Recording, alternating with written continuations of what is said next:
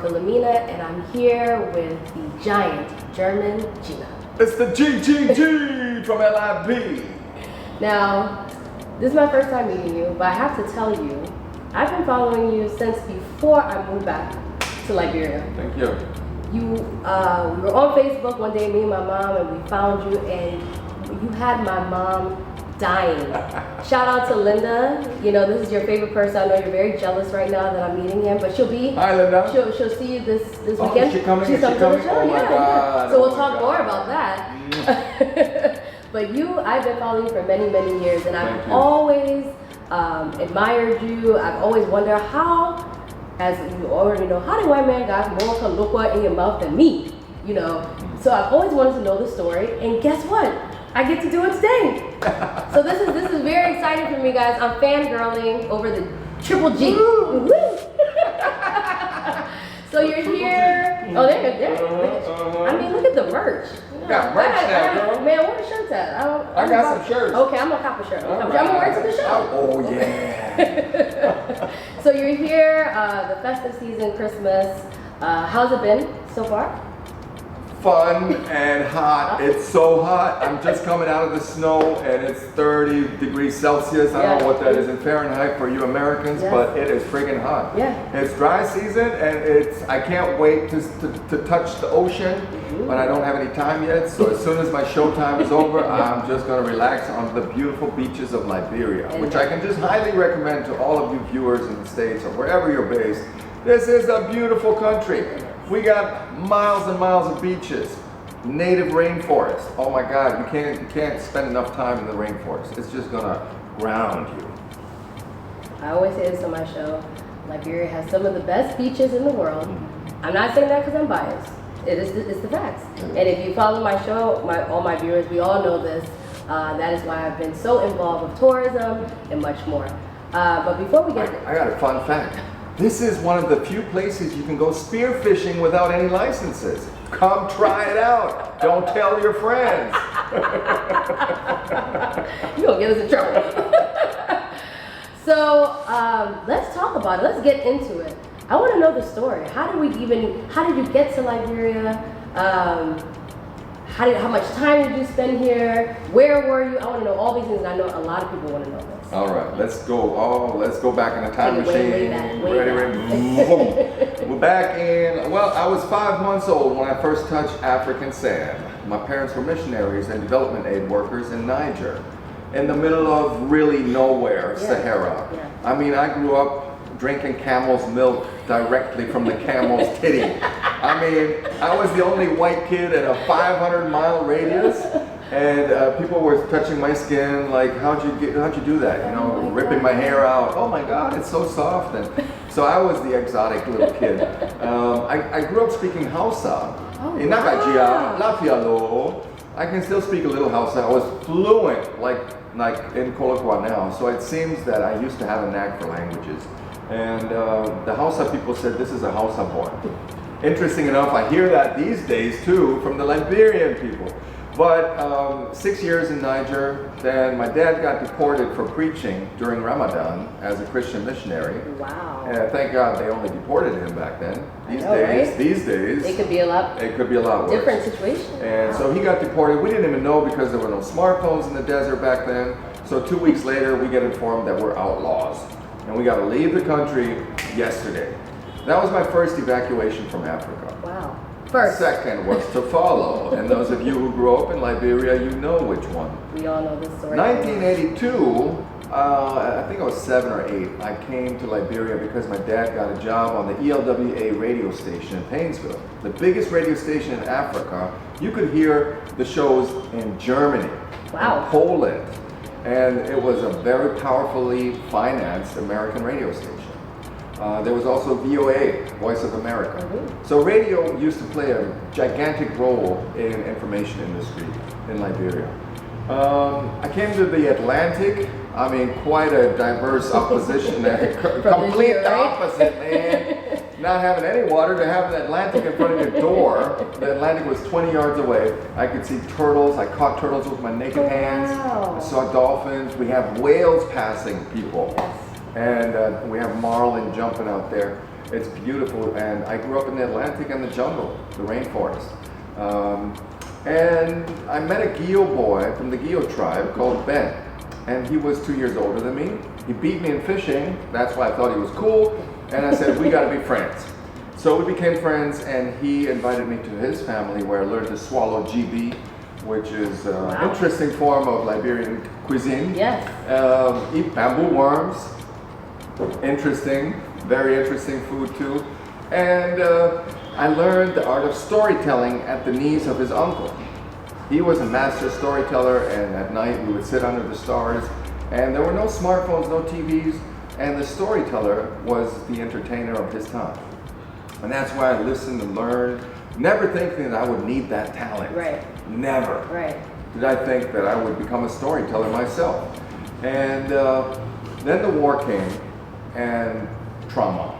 Because imagine your best friend coming to you and saying, are you my best friend? I was like, yeah, sure, we're blood brothers, man.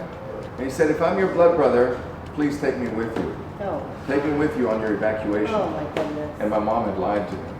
My mom had lied to me and said, we're going on holidays. And I was like, dude, are you calling my mom a liar? He's like, dude, yeah. And he said, no, to be frank, I'm gonna die. I'm gonna become a child soldier for Charles Taylor or for the rebels. They're gonna recruit me forcefully because I'm a 17-year-old built little boy. I got muscles, and I know how to use an AK-47. Or the government soldiers are gonna come and massacre me. So either which way, I'm gonna die. Yeah, there's no good option. Yeah. I'm caught right in the middle, man. And you're my only chance out. I was 14. I mean, imagine your friend on a skateboard, on the play yard, asking that kind of question. What would you have said? And I said, ha, you're joking, man. And I didn't take him serious, and that was the biggest mistake of my life. Wow. And he walked away crying. And I came home, and the German ambassador was waiting with his Jeep, and he said, get in the car, we got the last plane to catch. Wow. The rebels are enclosing the capital. They've circled everything, and they're attacking the landing strip because they don't want the money leaving the country. Right. And so people were frantically throwing their babies across the crowds to relatives. People were pressing their child into my arms. I mean, I was a 14-year-old You're a kid. Yeah. And they were like, take my son, take my son, Oh my gosh. take my baby. I don't care who you are, just take him out of the country. They're gonna kill us all. It was panic. If you ever saw those pictures in Afghanistan, when Recently. the U.S. troops moved out, how people were frantically trying to escape on those planes, holding onto the tires, being shaken off and falling onto the tarmac.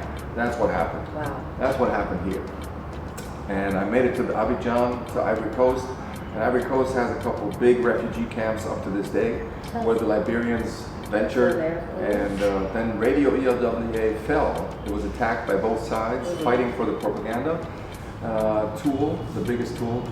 And we heard the last show with bullets impacting the studio, thudding into the walls, and the journalist was crying and said, I gotta shut Radio ELWA down. And my dad started crying. He was like 55, and he said, I ain't got a job anymore. We're going back home. And I was like, yeah, we're going back home. Yeah, that's 7 years. I got the Sahara and I got Liberia, so which part of this home are we going to? And he said, no, you're German, actually. We're going to Germany. I was like, Dad, I don't speak any German.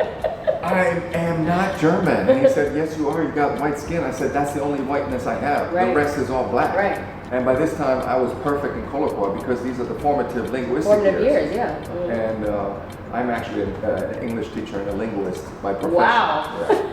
So apparently, I have this was your calling for sure. Yeah. And I never knew. I never knew that just growing up in Africa was going to pay me one day. Yeah. You know. Yeah. And I thought it was nothing special. So I became a refugee in my own country and found basketball. I was hanging in gangs, stealing. We were getting ready to steal cars. That's how bad we were. Oh, wow. We were just ransacking the warehouses all over, but then we got the cars and I was caught, and that was a warning call for me, and I turned to basketball. And I became a pro player, running away from my past, 7 hours a day, driven. I was just driven by the pain of Liberia in the background. And I didn't want to talk about Africa.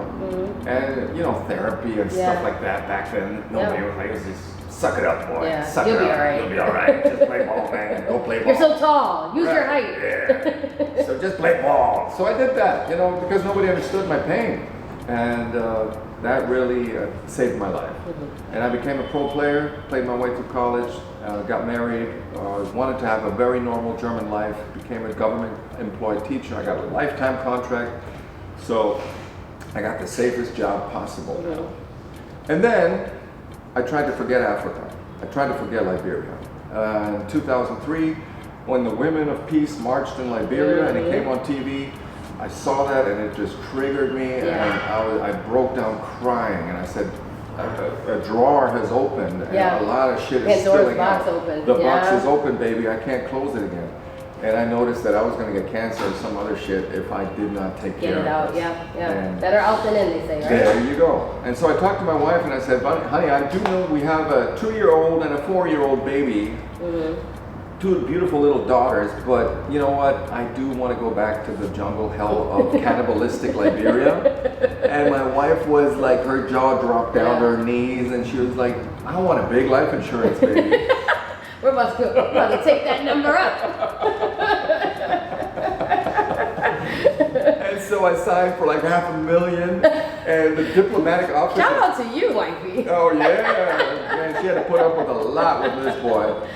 And even the German embassy, they called me, giving me the visa, and they said, bro, if they catch you, we're not hauling you out. We're not sending our special forces to save you, brother. This one's on you. And I said, you know what? I don't give a crap. I'm going. I want to find my friend. And I put a bounty on his head, like in a Wild West film, because this was Wild West. There were literally gangsters all over the place with guns. You know, it was just like the Wild West. And so that gave me the idea to just put it out and say, I'll give someone $700 if they find him. He was found. Long story short, we wrote a best-selling book about it called Blood Brothers, Our Friendship in Liberia, which hit position 25 in Europe. Wow. We sold about 100,000 books. And is it still available today? In Germany, yes. In Germany. The English version, and there's now an English version out too. And is it's it on Amazon. Amazon. On Okay, Amazon. great. You can I'm find definitely it on Kindle. Wow. For free, actually. And the Kindle version should be for free. If you want a hard copy, just contact us. Yes. I can get you a signed copy. I thought my mission was over. I had 300 shows in universities, schools, kindergartens, all over the place, all of Europe. Switzerland, Austria, every nation that spoke some kind of German invited me and wanted to see the child soldier. So I brought Ben to Germany, and he saw cows, he saw recycling of garbage. He saw infrastructure. He was like, what? Order. He said, you guys have systems. And we got his child, one of his sons had an arm and bone infection, and I said, I'm going to save this kid's arm, I don't care. I'll pay his ticket, and I'm going to find a sponsor to pay for the operation. We're going to save this kid's arm. And so we got him on the plane, and I put it out on the newspaper the next day, and I said, I need the best hand surgeon in Germany to help me. I don't know what's going on. 24 hours later, my phone rings, and there was an unknown secretary on the line, and she said, you don't know me, but the person I work for knows you. And then she said, the father, the person that's calling you, someone's calling here, see, there's like destiny, right? That secretary said, the person that initiated this call was a student of yours in 5th grade. Oh, wow. You taught this girl in 5th grade, and her father is the best hand surgeon in Germany, and she called her dad and said, you gotta help my ex-teacher. Oh my God. And I got a $30,000 operation for the kid for free. We saved his arm, had a great mission, and then I thought I was done, you know, giving back to Liberia. And then Ebola came. We got some shipments of medication, we got food containers going, we got the German embassy to help. So I thought, okay, now we got Ebola done, now the mission is finished. And then... That's the thing about Liberia, your mission is never finished. There you go. And then a friend asked me to do a joke on Facebook. And he said, just talk Kolokwa for 1 minute, bro. You have never done that on Facebook. And I was like, well, Facebook is for cat videos. And then she was like, no, just post a video. And I posted a little video, storytelling, 120,000 views in 3 hours. I was like, what? Wow. I'd never seen that. Yeah. And my inbox was full with people calling me a scam artist. Oh. They say my man is scam. No white man can talk the thing like you can talk it. I scam the computer. God, like you had a Liberian recording for you and you he did a voiceover. I said, hey, I never thought of that. You want me to do another one? And everybody's like, yeah, I mean, you can't do it again. I said, okay, so give me a topic. So they gave me a topic. I told them another story. Hey, people went apeshit. They were like, oh my God, you have to have a professional page. You're going to be a star one day. Go, go, go. And I was like, oh my God. 6 months later, I had my first comedy tour in New York. Wow. See how potential will take you places. Wow. Wow. And this year I was able to perform for Rich Luke Dennis, the richest Liberian in the States. Our beacon of hope. That one is a big man, and he invited me into the Southamptons. We had the night of our lives. We had a barbecue together. I was allowed to sit at the king's table with the Dennis family, the Tolberts, and several in the Sirleafs. I met the Sirleaf boys.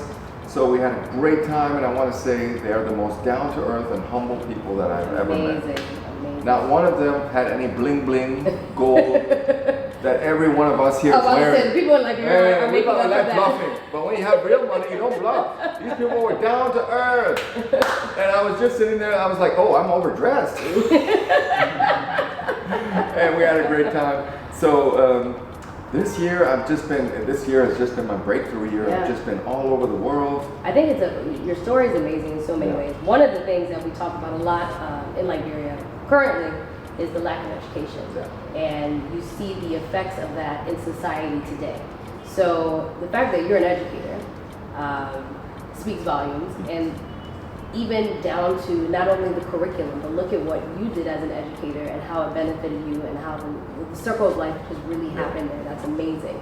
And you say this is your breakthrough year, but I think you broke through a long time ago. Like, I know I was one of those, me and my mom, me and Linda were one of those 120,000 people watching those views. And I think what you said, the trauma, you took trauma and you made it into something positive. Yeah. And that's what I like to connect, I guess you guys wouldn't call him a typical Liberian, but the whole premise of my show when I moved back is shining positive light on Liberia, because there's a lot of negative. We can all talk about the negative. In fact, like we all know Liberians who love talking about the negative. Jeez. But there's so much positivity and things happening, and you're a part of that. You're bringing Liberia to the world in such an amazing way. So I have a question though. Where did the colloquial, where did it really come from? Okay. Was it Ben's dad or uncle, or was it just for you being around? I was living with American kids. Right. And I was the only dude hanging with Liberian kids. I have to tell you something. I have to make a confession. That some of those missionary people were racist. Let's just be frank. Well, we know that. It was always like, we love the Liberians, but please don't play with the children too much. Right. And my parents were actually really cool, and they said, go into the jungle, just come back alive, okay? And don't eat the spiders or whatever. Just try to eat normal But you stuff. ate bamboo. I eat everything. Some of those stories, I would confess to mommy on the last day before she dies. Otherwise, she would disinherit me straight. And she just allowed me to be open, to just accept the Liberian lifestyle. We were allowed to bring Liberian friends into the home. Most of the American families did not allow that. Right. They were like, you can stay outside, we'll come and sit with you outside. Yeah. That was the normal time back in the 80s. And it's incredible that I just totally naturally, I just hung out and picked it up. Yeah. And if I pronounce something wrong, I got a good flogging. But I mean, your parents allowing you to be out and about has made you into who you are today. An amazing person and a worldly person. Yeah. You can vibe in Germany, you can vibe in Liberia, you can even go back to Nigeria and probably get it going in the desert, And that's something that I think we're so-called third culture kids. Okay, that it's an own term, there's an own terminology for us, and we're very special, but it's hard for us to keep relationships because we're used to moving around. Yep. I can forget someone in a day if it has to be, because as a child I was ripped out of my environment many times. It was like, oh, this is your best friend? Sorry, bye. Oh yeah, come and be friends? Yeah, bye. So that does have impact on the personality. Yeah. And if you suffer from those syndromes, just check out Third Culture Kid. There's a lot of stuff online where you can find out. Once I started reading about that, I was like, whoa, that's me. Yeah. Diplomats have that. Missionary kids have that. People that travel a lot. Army kids. Yes. Yeah. And it's often overlooked in the mental health issues. Yeah, and mental health is also a huge issue here in Liberia, but also in a lot of Eastern culture countries. It's not recognized. A lot of people don't even recognize it until it happens to them. Right. And then, of course, we have the issues here in Liberia. I have a nephew who's not mental issues, but has a disability. I did an episode on him, and the way that people treat him and treat his mother is despicable.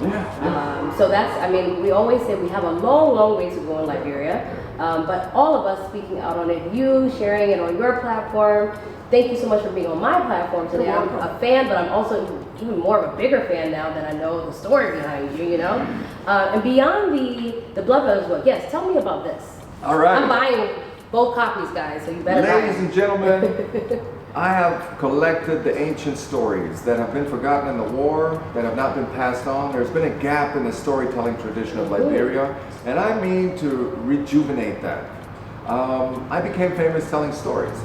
And here's an animal collection with Mr. Spider, Mr. Leopard, dog, sheep, goat. All of the animal heroes are in here.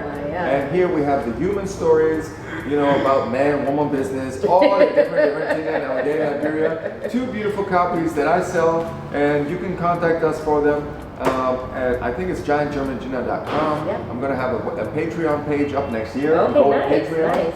I'm going to have a paid subscription service for more comedy. And we'll leave all the information here on this episode to get check all it out the stuff. in the bio. And of course, you're going to follow him. I'll leave his Instagram and Facebook. Giant German Gina on Instagram and Facebook. That's it. So now it's Friday, and this episode is going up in a couple of hours. Woo!